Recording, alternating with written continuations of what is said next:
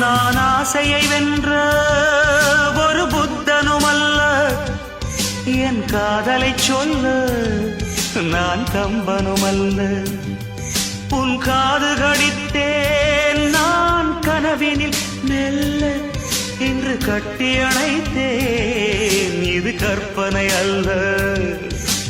அடிமனம் தவிக்கும் அடிக்கடி துடிக்கும் ஆசையை திறகிவிடு, இருவிழி மயங்கி இதழ்களில் இறங்கி உயிர் வரை பழகிவிடு. முத்தம் வழங்காது ரத்தம் அடங்காது,